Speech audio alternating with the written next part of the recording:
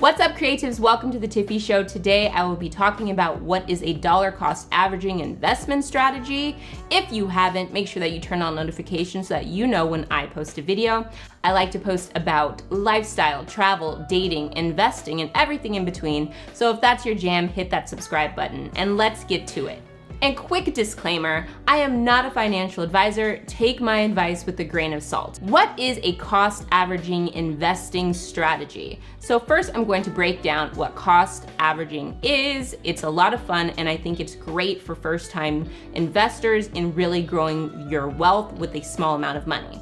Dollar cost averaging is when you put the same amount of money at the same interval every, month or week or day. You put the same amount of money into a stock or security. No matter if that stock is up or down, if the market is fluctuating, it doesn't matter. You are always putting the same amount of money at the same time into that stock.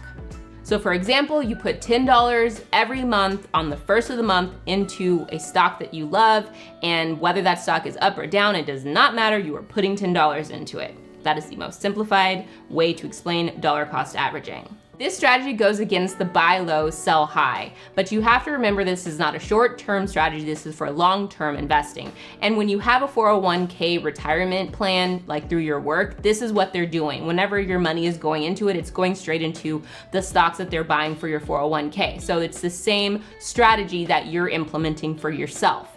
What you're going to notice is that over time, the cost per share is going to become what you wish you had bought the stock at anyway. So there's no more guessing. Over time, it averages out to what you would have liked. So if you have a large sum of money that you want to invest or that you know that you want to invest, instead of just investing that lump sum, what you can do is split it up. So say you have $10,000.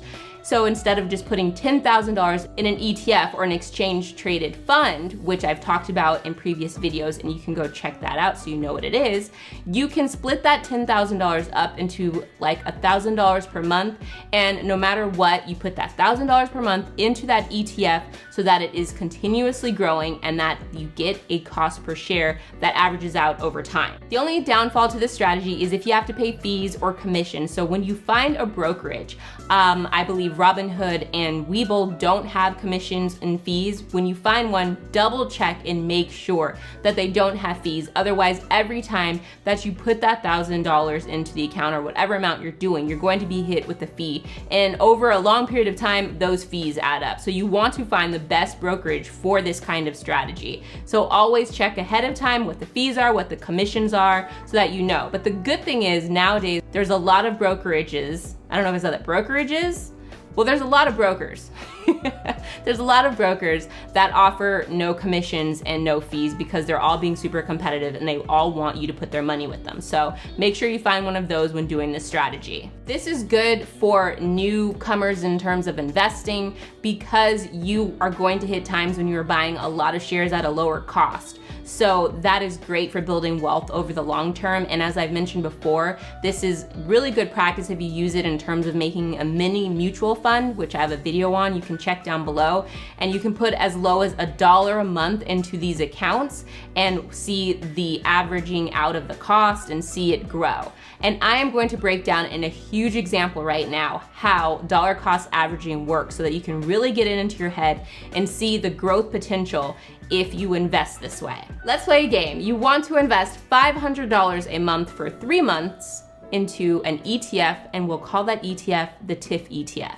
And so January 1st, you want to put $500, February 1st, you're going to put $500, and March 1st, you're going to put $500. Now, the stock prices for those specific months are this. In January, the ETF for TIFF was $20 per share. February 1st, it was $15 per share. March 1st, it was $23 per share. So you as the investor put $500 in the account each month, regardless of if the price is up or down. So in January, you get 25 shares. February, you get 33.33 shares, and March, you get 21.74 shares. In 3 months after doing this, you'll own 80.07 shares of the TIFF ETF, which sounds amazing and I wish it existed.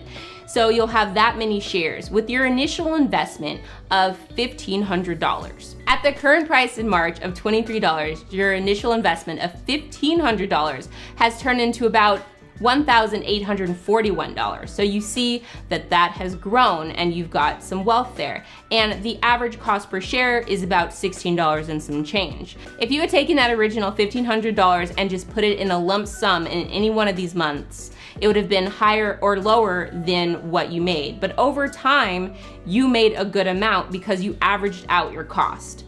Hope that makes sense. By staggering the investment like this, you're lowering your initial risk. So that is why doing this kind of strategy works and benefits, especially for beginner investors. This investment works best for, of course, 3 years or longer. So if you plan on holding on to this ETF, mutual fund, or these stocks for more than 3 years, then I would definitely suggest that you use this investment strategy so that you can get a good average cost per share over time.